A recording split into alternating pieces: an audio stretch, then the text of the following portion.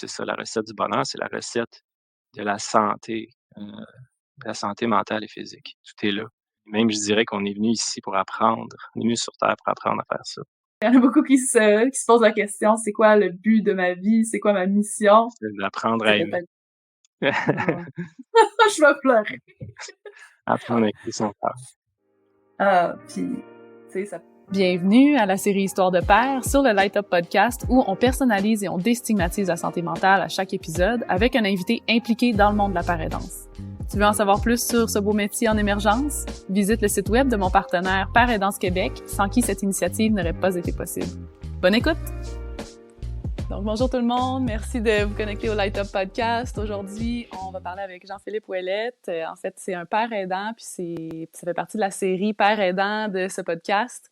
Donc, en premier lieu, je vais vous introduire à la père aidance. C'est P-A-I-R et non père comme papa ou maman, là. C'est P-A-I-R, aidant.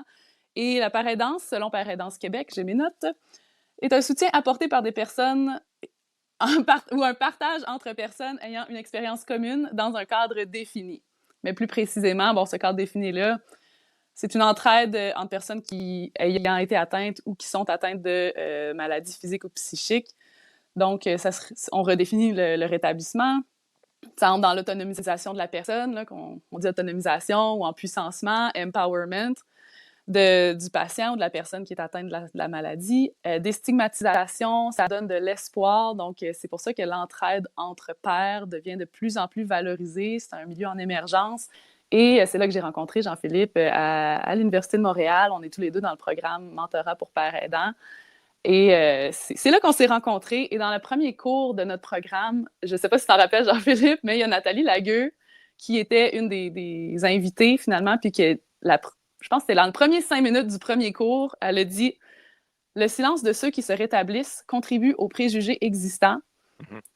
Et moi, ça m'a frappée. Ça m'a fait comme un appel à la mission de prendre parole par rapport à ça, parce qu'il y a beaucoup de préjugés, de stigmatisation envers tout ce qui est santé mentale.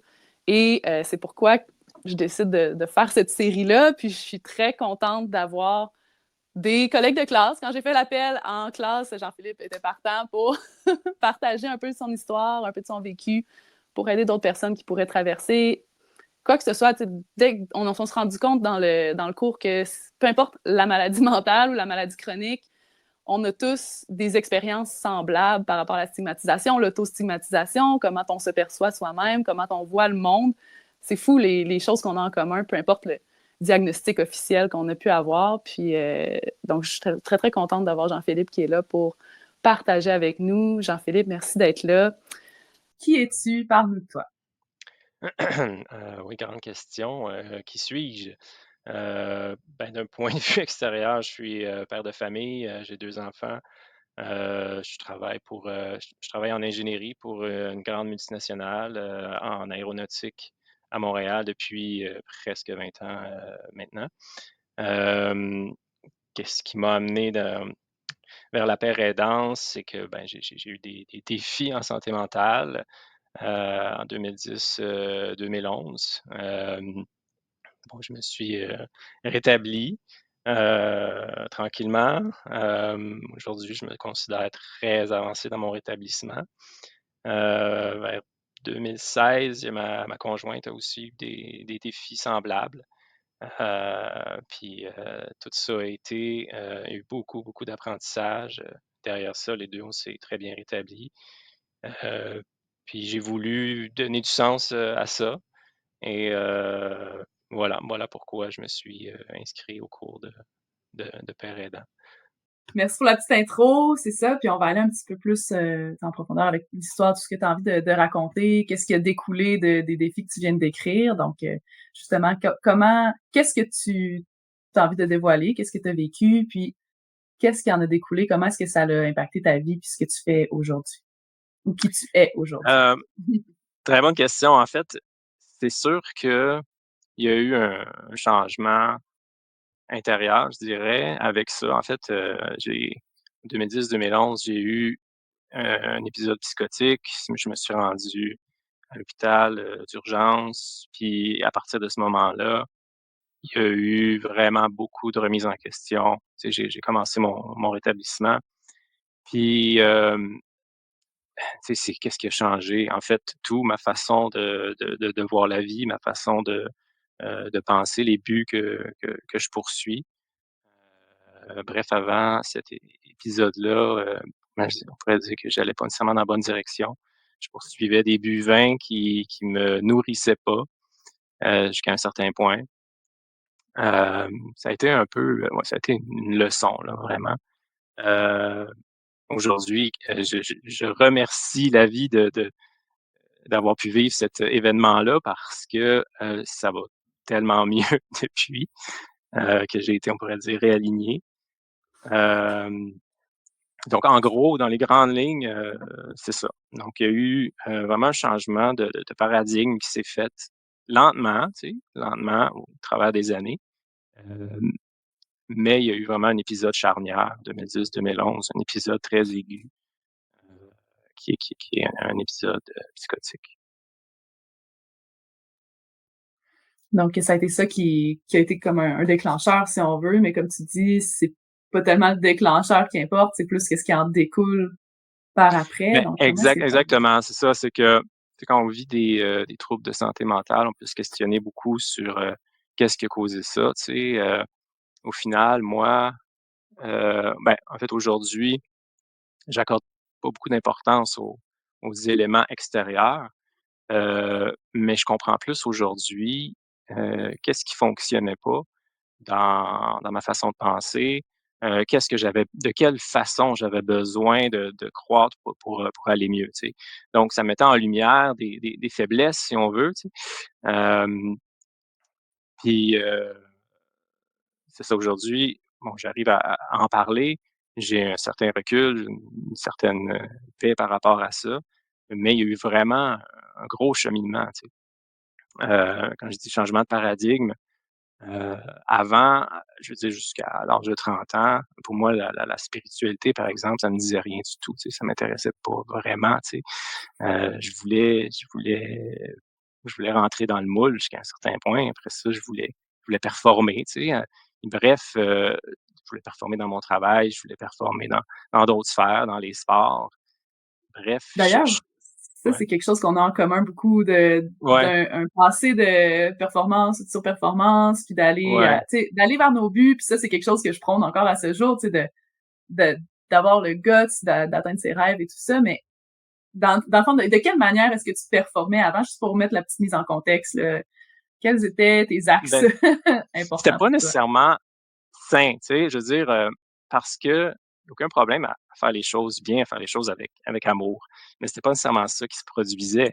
J'ai toujours eu ce qu'on appelle une anxiété de performance très jeune, tu sais, de performer à l'école, d'être bon à l'école, de me démarquer, d'être reconnu, d'avoir, un regard extérieur approbateur. Pour moi, ça, inconsciemment, c'était super important. Très, très, très Mmh. important. Puis ça s'est développé dans différentes sphères de ma vie jusqu'à très tard dans ma vie, jusqu'à temps que j'ai frappé un mur. Puis, c'est ça qui est le danger, puis c'est ça qui est aussi très, répandu en tant que valeur, je vois, dans la société. Heu, c'est sûr que ça a changé. Aujourd'hui, je fais très attention à ça. Moi, j'appelle ça des buts vains, chercher des buts qui nous apportent une satisfaction de l'extérieur. Mmh. Au final, ça nous nourrit pas vraiment. Hem, donc j'essaie encore, tu sais, de me détacher, de ça parce que je suis pas encore, complètement à l'abri de ça, mais je suis C'est le travail d'une vie. en fait, une vie, c'est jamais fini, mais quand même les choses ont changé pour le mieux. Je travaille beaucoup, continuellement, intérieurement, on pourrait dire comme ça. J'ai la dimension spirituelle aujourd'hui prend plus de place. Puis, tu sais, c'est sûr quand je dis dimension spirituelle, il y a toujours un petit, malaise, on pourrait dire, ce que je ressens, mettons, dans mon milieu, que ce soit milieu familial ou milieu professionnel. Des fois, je sens le besoin de définir qu'est-ce qu'on entend par spiritualité. Heu, c'est sûr que pour moi, la spiritualité, ça implique un travail intérieur, sur ses pensées, sur ses émotions, mais aussi la façon qu'on conçoit le monde, tu sais. Puis il y a quelque chose aussi de personnel là-dedans. Je veux pas aller trop loin, tu sais, chacun peut avoir sa propre définition.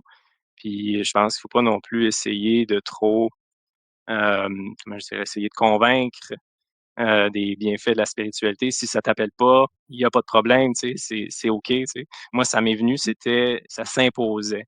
C'est rendu à ce moment-là dans ma vie, à partir de l'âge de 30-31 ans, ça s'imposait, puis ça a pris de plus en plus de place aujourd'hui. Ouais, c'est intéressant comment ça s'impose. Moi aussi, c'est un peu ça.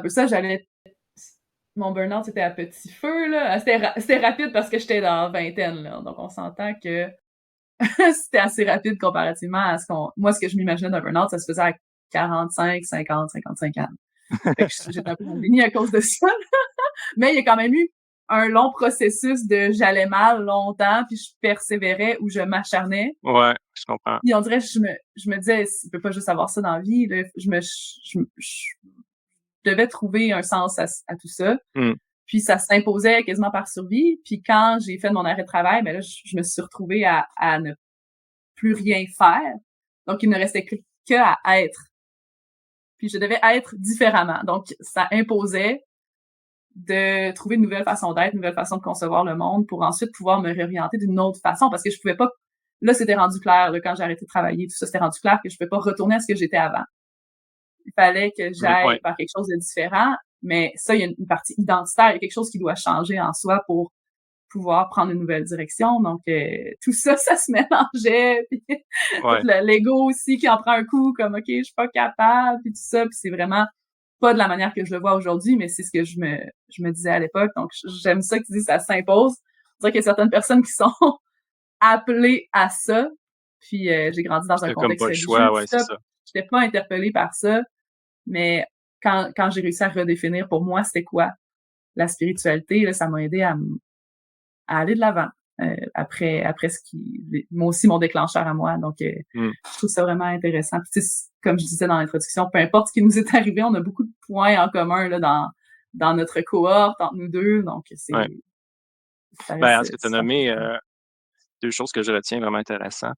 Quand tu dis: «Ça s'imposait», tu sais, c'est la même chose pour moi. C'est comme si, heu, la vie m'amenait là, tu sais? Puis là, dans le fond, tout ce que j'avais comme choix, c'était pas tant les éléments extérieurs qui m'ont amené là, que mon attitude, tu sais? Que je devais, c'était clair à un moment donné que je devais travailler sur moi. Tu sais?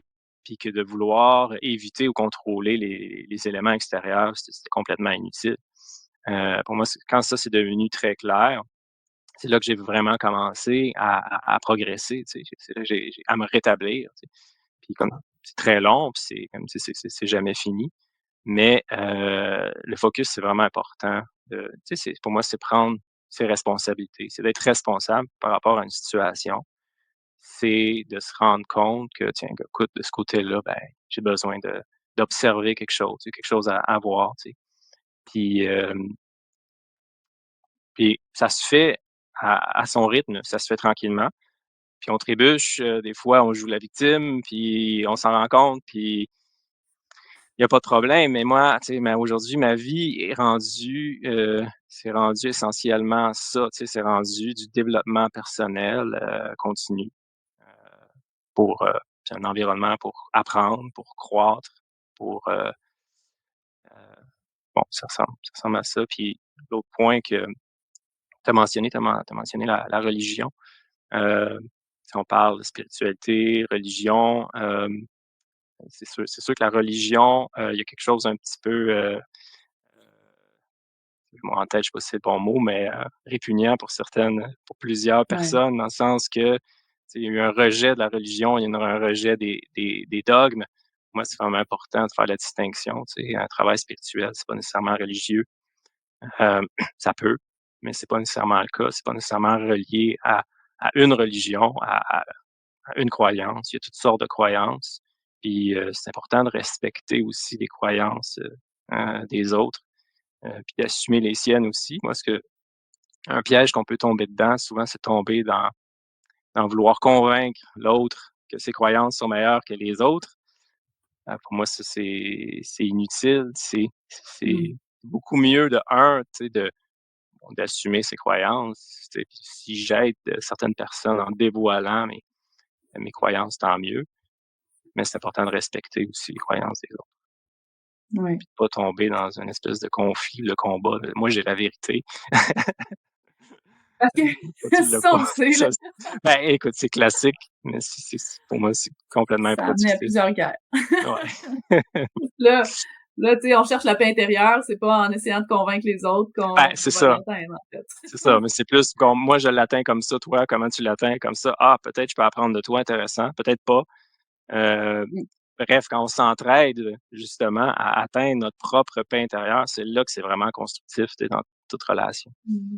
Il y a une espèce d'acceptation aussi que ça va être différent nécessairement pour chaque personne. Absolument, Donc, ouais. pourquoi convaincre quelqu'un? Ce Ouais, sera pas notre c'est recette ça. qui va s'appliquer. Puis la paraidance, c'est Oui, intéressant, c'est pas de dire: «Fais exactement ce que moi j'ai fait», mais c'est de donner une perspective, d'inspirer, donner de l'espoir. oui, exact, c'est ça, c'est ça. Puis moi, je suis juste comme un exemple, tu sais, ce que j'aime dans le cours de père aidant, c'est que tous les vécus sont différents, tous les chemins sont différents, puis au final, tout ça est vraiment riche. Tu sais, moi, je dis: «Bon, regarde, moi, j'ai réussi à me rétablir de cette manière-là». Hem, il y en a vraiment plein de manières de se rétablir. Il y a beaucoup de points communs, beaucoup, beaucoup de points communs, mais les détours, les chemins sont Ouais. diversifiés. Ouais. J'ai une question pour toi aussi par rapport à Oui, ce que tu disais tantôt, sur le développement personnel. Comme ta vie est un développement personnel finalement parce qu'à tous ouais. les jours, tu vas apprendre. Comment on fait pour se développer personnellement sans que ça soit de la pression ajoutée pour les personnes qui ont tendance à performer ou vouloir surperformer? C'est dangereux de vouloir surperformer dans le développement personnel. Très bon point parce que c'est un c'est le piège de l'ego qui veut performer, ça, je suis tombé dedans plusieurs fois de vouloir. Puis d'ailleurs, c'est juste quand je suis tombé en psychose en 2000, 2010-2011, je me souviens plus exactement, là, c'était vraiment là, entre les 2. Je suis tombé un peu en mode manie, c'est-à-dire que j'avais pas j'avais aucune tolérance à un moment donné à mon stress. J'ai eu un stress, un mal-être intense. J'ai commencé à lire beaucoup de livres de développement personnel. Je voulais trouver vite, vite, vite, vite, vite, vite. Je voulais absolument me débarrasser de mon stress. J'étais pas dans l'accueil, là, tu sais, de ce qui est là. Tu sais, de façon La maniaque. résistance totale. Et ça a été une autre leçon, c'était une autre leçon de vie que ça fonctionne pas ça, de chercher de façon, maniaque. Ça fait en fait, je cherchais avec la tête, premièrement. J'étais perdu dans mes idées. Le petit hamster tournait, super vite et j'étais démuni parce que je trouvais pas. Puis la vie m'a arrêté. Elle dit: «Stop là, tu t'en vas là». Puis ça a été Chacun à une notre bonne chose. manière, ça a été ça. On a été Ouais, arrêtés, c'est ça. Puis, c'est un long à poser des processus. questions. Ça demande d'accueillir, notre état, d'accueillir les émotions, les malaises. Ils ont des émotions, des choses à nous dire. Heu, puis ça nous aide à croître, ça nous aide à comprendre les choses. D'accepter que c'est un long processus. Heu, c'est ça, c'est à la Il y dure a que j'ai appris ça. ouais, puis il y a quelque chose de réconfortant aussi dans ça peut être très décourageant pour quelqu'un qui dit: «Ben là, moi, faut que j'aille mieux là, parce que c'est Ouais, intolérable». Mais il y a ouais. quelque chose de réconfortant aussi en se disant: «OK, ça va être long». Ça veut dire que tu as le temps, tu peux respirer Oui, entre tes 2 livres de c'est développement ça. personnel, tu sais. Tu peux Puis comme prendre des arrêter de pauses aussi, tu sais, des fois, ouais, tu peux lire d'autres choses, il y a pas de problème, là, tu sais. Puis moi, je fais du sport, puis tu sais, j'ai un petit peu intense dans mon développement personnel, mais oui, je prends des pauses. Des fois, je me mets un bon film de James Bond, puis il y a pas de problème, là, tu sais. puis que justement de savoir que ces pauses-là, pour ce profil de personne-là, ça va être le développement en tant que tel, c'est d'être capable de prendre des pauses, être capable de Ouais, lâcher prise. ben, c'est d'apprendre à s'écouter. Faut que ça soit le fun, tu sais. Il faut que ça soit, stimulant. Si c'est pas le fun, ben, c'est parce que quelque chose qui va pas. Tu as besoin d'une pause ou, tu sais, Puis c'est une leçon à apprendre. ça tombe dans le changement de paradigme puis dans l'écoute du cœur aussi, tu sais. Si tu te sens stressé de ton développement personnel, puis de devoir méditer, puis de devoir, tu sais, là, tu as une Ouais, morning routine de 500 étapes, faut que tu fasses la course. C'est ça, c'est ça. Ouais, il y a des genres de pièges que je suis tombé dedans aussi. Oui, de la rigidité et tout, tu sais, on tombe un peu dans des dogmes puis des trucs comme ça. Puis, tu sais, j'ai ma routine chaque matin de méditation qui évolue, qui change. Mais mais aujourd'hui, c'est rendu tellement ancré, tu sais, c'est comme le matin, c'est comme un brosse les dents.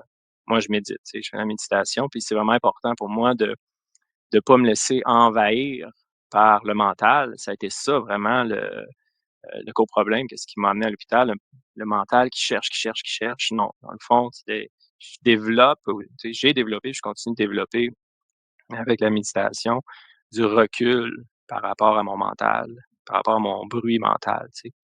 Puis de ramener mon attention ailleurs, tu sais.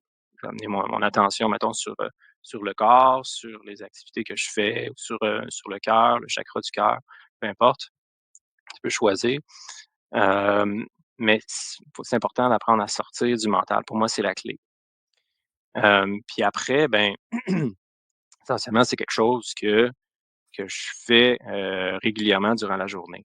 C'est de me ramener Mmh. quand je suis complètement, quand je suis stressé, quand je suis, envahi par une émotion. C'est de revenir, sortir de la tête, heu, revenir dans le moment présent, accueillir ce qui est là, ressentir l'émotion, se donner de l'espace. Fait que c'est tout un apprentissage. Puis, au fil du temps, quand on s'entraîne dans cette direction-là, ben, on va mieux, on va vraiment mieux. Hem, Puis on se sent plus solide par rapport au risque de rechute. C'est ça. Puis, après ça, ben, on tout ça fait du sens, tu sais, on a envie d'aider d'autres personnes à aller dans cette direction-là.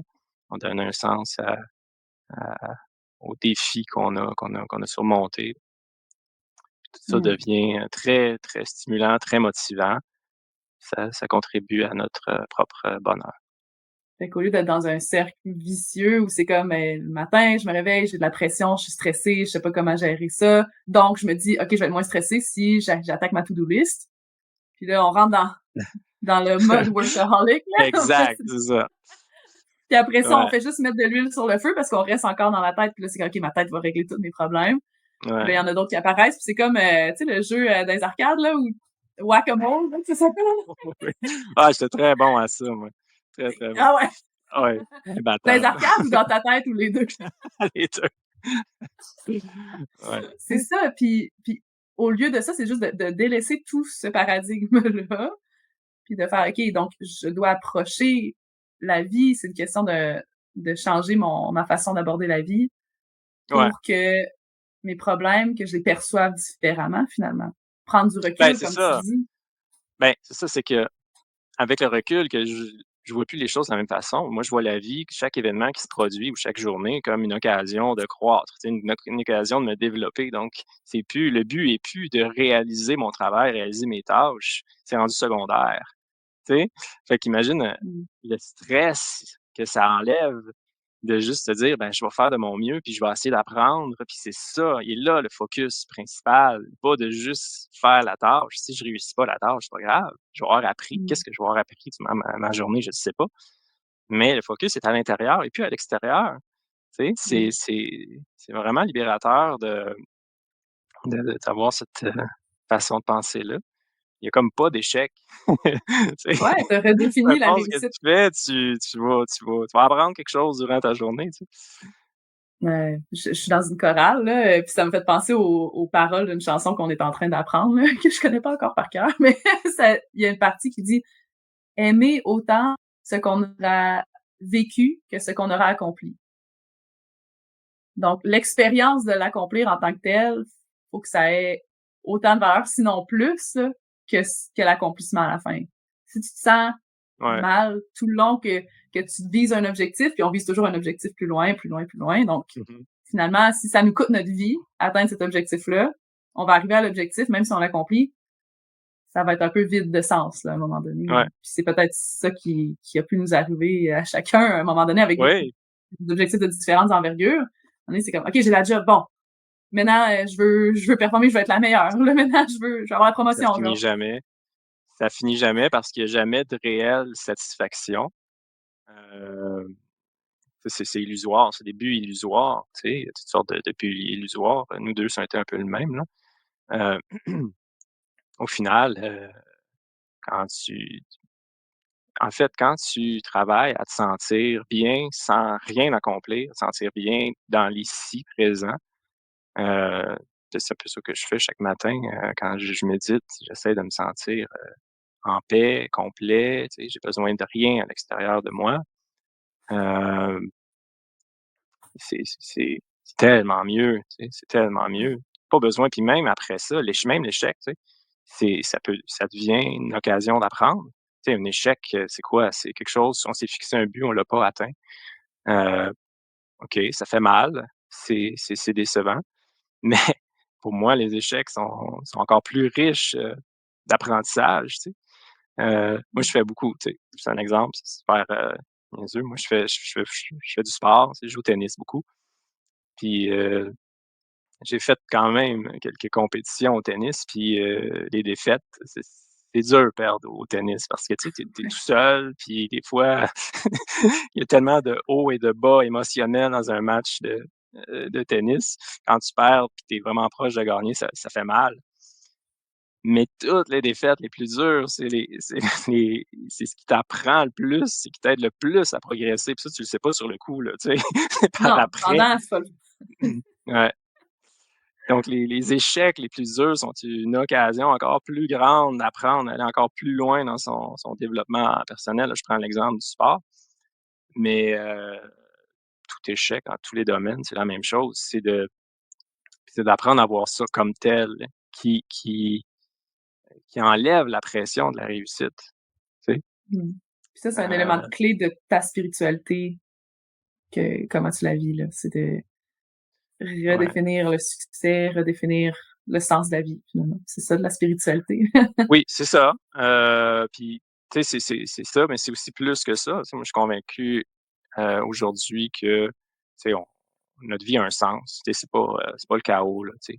On est ici pour apprendre à aimer, on est ici pour être la meilleure version de nous-mêmes, puis, ça se fait à chaque jour, tu sais. Pour moi, c'est ça le but, puis des fois, on régresse pas vraiment. C'est juste que, il y a toujours des petits trucs à travailler, tu sais, il y a des angles morts de l'ego qui arrivent, qui se présentent, qui sont mis en lumière, des blessures émotionnelles profondes, des fois qui ont besoin d'être guéries, d'être soignées, puis, la vie nous amène ça, puis quand on prend ça avec, une attitude positive, on passe plus facilement au travers, on devient plus fort, plus solide, une meilleure personne. Mmh, ça permet d'aborder ces choses-là avec une conscience plutôt que d'y réagir tout le temps de la même façon. À un moment donné, on l'identifie, là, le Ouais. pattern, là, excusez l'anglicisme, mais on l'identifie, puis à un moment donné, on se pose des questions, mais là, ça doit être moi, ça doit être moi la constante dans toutes ces Hey, situations. exact, exact. Puis on Puis prend quand je dis responsabilité. c'est ça, quand je dis que, heu, c'est exactement ça qui s'est passé. Quand je dis qu'à un moment donné, on peut plus jouer à victime. C'est rendu évident, tu sais, les éléments extérieurs, il y a vraiment des patterns, là. Ils nous amènent toujours à la même place, là. Je dis: «OK, là, il faut que je travaille sur moi». Ça, c'est quoi ça? C'est prendre ses responsabilités. Ça, c'est une étape vraiment importante pour moi dans le rétablissement, puis ça peut être vraiment difficile parce que, des fois, quand on vit des challenges en santé mentale, la honte, la culpabilité peut être tellement grande qu'on n'est pas prête à prendre nos responsabilités. Puis c'est OK. Tu sais, on veut blâmer l'extérieur, c'est à cause de ça, c'est des causes extérieures. Si je me suis planté, ben, des fois, ça soulage, tu sais, puis c'est OK. Mais quand tu es prête à prendre tes responsabilités puis te dire: «Non, j'ai des choses à travailler», c'est là que tu progresses vraiment. C'est là que Hem, oui, parce qu'il y a une partie de survie, là, au travers du défi de santé mentale, mais à un ouais, certain point, là, c'est que, OK, je me suis stabilisée un petit peu, puis là, je peux regarder ça avec un œil un peu plus, une tête reposée, une vision plus ouais, claire, puis voir, OK, qu'est-ce qui m'appartient là-dedans, qu'est-ce qui m'appartient pas. Puis des fois, il y a ouais, des choses qu'on se dit: «Ça m'appartient pas», mais j'ai toléré quand même la réaction de l'autre qui lui appartenait, là, tu sais, j'ai ouais, toléré ce qui pose trop longtemps. Fait qu'il y a toujours plus de responsabilité qu'on pense. Ben, il y a toujours c'est ça, c'est qu'il y a toujours un angle responsable à une situation, tu sais? Il y a toujours un angle constructif, puis, tu sais, bien honnêtement, là, je me plante souvent, là, tu sais, je joue à victime des fois, puis, je blâme l'autre, ça arrive encore, mais je m'en rends compte plus vite, tu sais? Puis, heu, puis je vois plus rapidement qu'avant, la prise de responsabilité de ce qui est là. Ouais. C'est ça la mesure du progrès, finalement. C'est comme le point de départ, pour moi. C'est, quand on joue à la victime, on est un peu stagnant, mais comme je dis, c'est pas grave, là, c'est OK aussi, là. Des fois, on a besoin. Des fois, c'est Ouais, utile aussi, tu sais.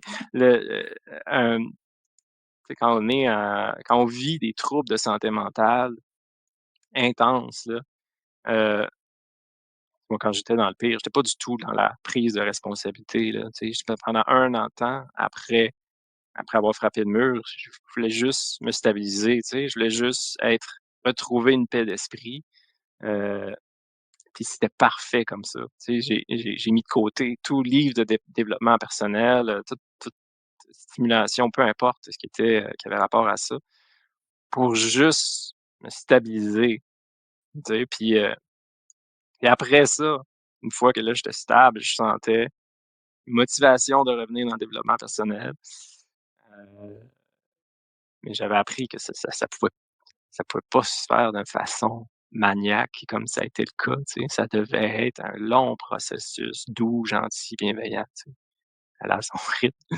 Parce que oui, des fois, on va trop vite puis ça ébranle l'ego, tu sais. Quand on remet soi-même en question, notre façon de voir la vie, ça ébranle les certitudes de l'ego, puis lui, il a peur, là, il fait comme: «Non, non, non, non, je veux pas aller là», tu sais. C'est OK de respecter ça, tu sais. ouais. Ouais, ben, je trouve ça bien aussi, tu sais, c'est très bienveillant de la façon que tu en parles, puis c'est peut-être l'inverse de moi, en tout cas avant mon burn-out, de la façon que je me parlais, là. De: «Ben là, voyons, tu pas capable de faire ça, c'est rien qu'une tâche de plus, là, à soir, vas-y». Tu sais, c'est le temps de me pousser Ouais, dans le dos. Puis après, il y a une espèce de changement qui c'est comme: «Ah, mais c'est justement le fait que je me pousse dans le dos qu'il faut que ouais, je travaille. Fait que là, je vais arrêter de me torturer à cause que je me pousse dans le dos. Je vais me remarquer que je me ouais, pousse, puis je vais être gentille avec moi-même tout de suite quand je le remarque. Mais il y a un délai entre, entre le moment qu'on le fait, s'en rendre mais compte, prendre c'est ça. responsabilité, changer. C'est ça, c'est un long processus d'apprentissage. Ouais, puis ce que tu dis là, de faire plus tout le temps, on est on est très conditionné à faire ça dès l'enfance. Tu sais, les gens qui sont les plus, vénérés en ce monde, c'est les gens qui performent, tu sais. Les sportifs, les gens qui réussissent, les gens qui atteignent des très hauts postes dans les entreprises, les gens qui travaillent, 80 heures par semaine, c'est très valorisé. Puis, jusqu'à un certain point, c'est un piège. Puis en même temps, je voudrais nuancer qu'il y a pas de problème à performer, tu sais? Il y a pas de problème, mais la performance, moi, je vois ça différent aujourd'hui. C'est que si j'aime quelque chose, je vais le faire par amour. Le résultat de ça sera quelque chose de bien fait, tu sais, pour être vu comme ça peut être vu comme de la performance. Mais si on veut faire quelque chose pour, atteindre un but, une reconnaissance, là, on est peut-être tombé dans le piège. Heu, pour moi, juste le bonheur de faire l'activité, là, tu sais, c'est juste ça, là, tu sais, va donner un résultat qui est satisfaisant, tu sais. Fait que c'est toujours un petit peu changement de focus sur, aimer faire les choses, tu sais. Puis ça, en général, ça ne demande pas d'effort. Ça va de soi, ça coule, tu sais. Quand on est là-dedans, tu sais, ça peut être un instrument de musique, ça peut être un sport, ça peut être son travail, n'importe quoi. On donne de l'amour, de l'attention, tu sais, puis, on aime ça. Ben, l'objectif qu'on s'était fixé est plus vraiment important, tu sais. C'est ça, c'est le plaisir dans le faire. Pour moi aussi, dans mon expérience, c'est comme j'étais très performante avant. Je pense que je le suis encore maintenant comme prof Ouais, de yoga, ouais, mais il y a une différence dans mon état d'esprit quand j'enseigne le yoga. C'est juste, j'aime tellement ça, partager ouais, ces connaissances-là, l'alignement du corps, du mental, de l'esprit. Là, ça me nourrit, puis à chaque fois que je donne un cours, je me sens régénérée. versus avant, mais ça drainait mon énergie, puis là, fallait que je dorme, puis j'essaie de me faire un reset, puis après ça, de repartir. Fait que il y a toujours cette ligne-là de qu'est-ce que la performance alignée ou non alignée, finalement. Parce qu'on peut performer dans les deux. On a le choix. Ouais, On a le ouais. choix. Puis bien honnêtement, tu sais, je te dis tout ça, mais je trébuche souvent, tu sais, ça Mais m'arrive moi d'être aussi. vraiment attaché au résultat. C'est correct. Oui, c'est ça. Ben, justement, t'es pas rentré dans le piège du perfectionnisme, sachant que des fois, tu vas rentrer dans le piège du perfectionnisme. Je sais pas si je me... c'est Ouais, paradoxal, c'est ça. là. Ouais, Mais c'est comme bien des choses dans notre discussion, c'est comme paradoxal. Il faut regarder ça à l'inverse de ce qui serait intuitif là, ou facile à ouais, s'imaginer. Là, c'est que, OK, ben, je ne cherche plus à atteindre la perfection dans l'atteinte de la perfection. C'est comme ouais. le Ben, on peut paradoxe. dire, moi, je pense que c'est de chercher, heu, un bonheur ou une paix immédiate, tu sais? C'est, c'est pas quand je vais avoir atteint telle chose que je vais être bien, tu sais? Si je suis dans cet état d'esprit-là, on est dans les règles de l'ego, là, les paradigmes de l'ego. Mmh. Non, c'est plus, je veux être en paix maintenant. C'est un peu quand je fais ma méditation, c'est un peu ça que je fais, là, tu sais, peu importe ce qui arrive durant ma journée, je veux la commencer en étant en paix, en étant centré. Heu, malgré Parfait. tout, je trébuche sans arrêt, tu C'est sais. pas parce que t'as pas de problème, c'est pas parce que t'as pas de stress, Non, tu non, sais, puis c'est aussi parce que un père de famille. on est constamment exposé aux valeurs de performance, tu sais, c'est très, très présent en société. Donc c'est inévitable de se laisser c'est inévitable de pas être envahi par ça, tu sais, puis de pas se laisser influencer, par ça, c'est inévitable. Dirais-tu que c'est un acte de rébellion?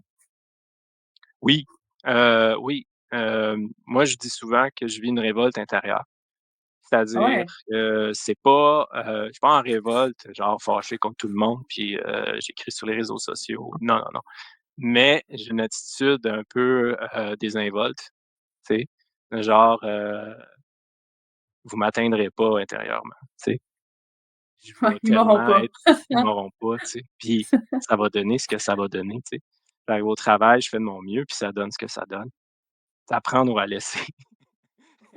Tu pas content, arrange-toi avec tes troubles. Dans l'autre, tu sais?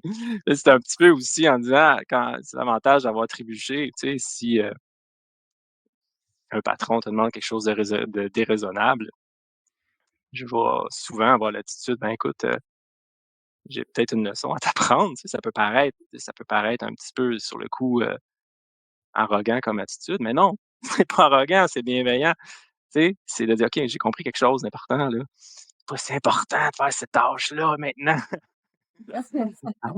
ça va rien changer», tu sais? Au final, toi, t'es-tu C'est bien? T'es-tu en paix, tu sais? T'es-tu, confortable aujourd'hui? C'est tu sais, si même si tu te plantes, même si on se plante sur le projet, tu sais, c'est ça qui compte.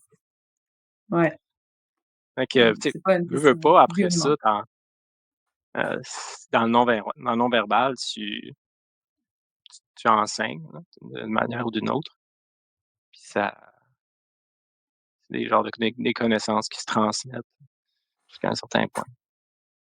Juste dans Un ton savoir. dans ta façon d'aborder la vie, dans ta façon d'être, tu sais, tu sens que ça a un effet, une espèce de ricochet Oui, ben oui, sur les personnes autour jusqu'à de un toi. certain point, on influence, les autres.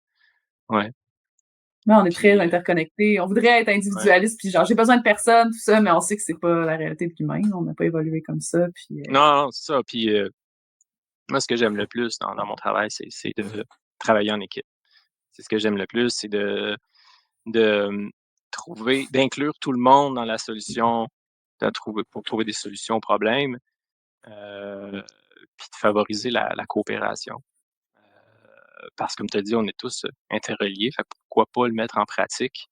Au lieu de vouloir se démarquer de l'autre puis de bien paraître parce qu'on a résolu un problème, ce que j'ai fait souvent, souvent, souvent, souvent. Je trouve que c'est plus satisfaisant au contraire de créer une espèce de de de synergie, si on pourrait dire, ou de coopération, développer puis promouvoir des valeurs de coopération. C'est quelque chose que j'aime beaucoup faire dans mon Mais travail. pour atteindre ce sentiment de satisfaction-là, faut être au courant de ce qui se passe en dedans de nous, parce que oui, c'est vrai qu'on le vit, mais si on se fie à l'extérieur ou aux influences, mais ça va être de se démarquer qui va être le plus valorisé, ça va être Ouais, d'être le meilleur. ben Fait c'est il y a une question de partir de l'intérieur de soi pour pouvoir ressentir l'espèce de satisfaction ça d'aider demande de les la autres. vigilance, tu sais, comme j'ai parlé, je trébuche souvent, on le fait tous, mais ça ça nous incite à être de plus en plus vigilants pour, éviter de tomber dans les pièges, heu, qui nous amènent, dans des états non satisfaisants, tu sais. C'est ça que ça fait dans mon travail, tu sais, j'ai besoin de développer ma vigilance au maximum, tu sais. Ouais. Ouais. Des fois, il y Puis a des c'est d'où milieux plus l'acte faciles. ouais, d'où l'acte de rébellion, justement, interne. Rébellion Ouais, paisible, dans le fond, là. Le guerrier, ouais, au yoga, c'est pas un guerrier violent, là. C'est non, justement c'est un l'inverse doux guerrier. d'amener la paix. Mais Oui, c'est c'est ça. Mais il tu faut sais, être quand tu solide.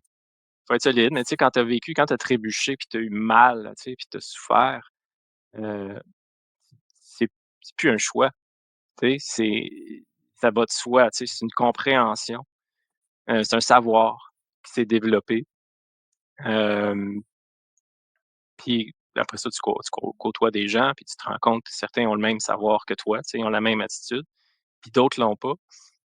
Puis c'est d'être bienveillant là-dedans, puis de dire: «Écoute, ça sert à rien de trop focuser sur la réussite de ton projet», pas avec des mots, mais avec une attitude. Heu, Mmh. puis même quand tu sais, quand tu es focusé à l'intérieur, tu es focusé sur ta paix intérieure, puis tu fais les choses avec amour, moi, je suis convaincu que le résultat, au final, est encore mieux. Puis il se fait avec une fluidité, une facilité, hem, tu sais, puis tu vas à l'essentiel, tu laisses tomber ce qui est pas important, puis ça devient plaisant, tu sais, au final. C'est le processus de faire peu importe ce que tu fais, tu sais.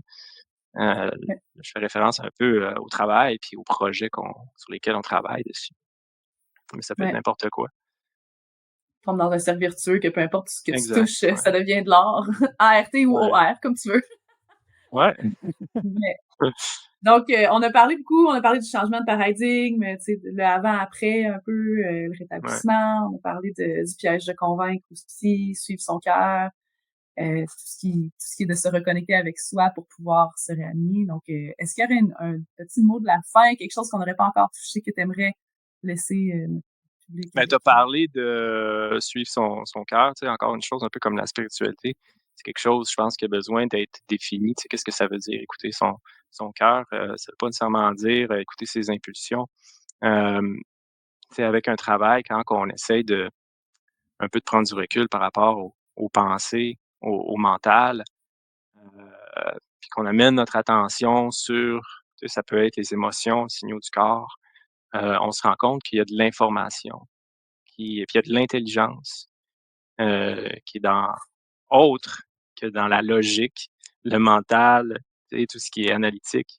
Une intelligence beaucoup plus grande qui est là. Puis si on suit ça, cette intelligence-là, ben, ça nous amène à bon port, tu sais. Ça nous dit ce qui est juste, tu sais. Puis cette intelligence-là est contextuelle, elle est inclusive, elle est aimante. Puis plus qu'on apprend à faire attention à ça, à l'entendre, puis à le suivre, ben, pour moi, c'est ça la recette du bonheur, c'est la recette de la santé mentale et physique. Tout est là. C'est ça pour moi, Mmh. écouter son cœur. C'est Merci. vraiment, vraiment important. Même, je dirais qu'on est venu ici pour apprendre. On est venu sur terre pour apprendre à faire ça. Si on avait à résumer notre mission, tu sais, il y en a beaucoup qui se posent la question, c'est quoi le but de ma vie? C'est quoi ma mission? C'est d'apprendre C'est à aimer. peut-être, ah, je vais pleurer. Apprendre à écouter son cœur. Ah, puis, tu sais, ça peut paraître cliché, mais les clichés, des fois, c'est juste parce que c'est vrai, puis on sait pas C'est comment le dire autrement, exact, puis une fois que c'est exact. compris, c'est C'est en comme, plein ça. Ouais. on a envie de shaker le monde, puis être comme, la clé, c'est C'est ça. l'amour! Exact. Mais j'aime ça, merci de l'avoir ramené comme ça, parce que ça le remet en contexte, puis ça nous ramène, ah oui, c'est vrai, c'est ça le but de la vie. Ouais. c'est ça. Fait que merci pour ton point de vue posé, ton énergie, tu sais, qui est calme puis qui nous ramène à OK, c'est ça qui compte. Ramener à ce qui Ouais. compte, à l'essentiel. Fait que merci pour ton partage, merci d'avoir été là. Si vous êtes sur YouTube, laissez un commentaire ou likez, laissez-nous savoir qu'est-ce que vous en avez pensé. Si vous êtes sur le podcast, sur Apple Podcast, Spotify, peu importe, écrivez-moi sur Instagram, Jean-Philippe et moi, on va adorer d'avoir vos commentaires, votre rétroaction sur comment vous vous êtes sentis par rapport aux propos qu'on a partagés aujourd'hui. Donc, n'hésitez pas. Merci encore une fois, Jean-Philippe. Merci à tout le monde d'avoir été là. Merci d'avoir écouté Histoire de Père, une série toute spéciale en partenariat entre Père Aidance Québec et le Light Up Podcast. Si t'as apprécié le contenu, tu veux nous aider à propager ces beaux messages-là en lien avec la santé mentale, laisse une évaluation 5 étoiles avec quelques mots et partage avec tes proches. Ça fait vraiment toute la différence. Prends soin de toi, on se revoit au prochain épisode.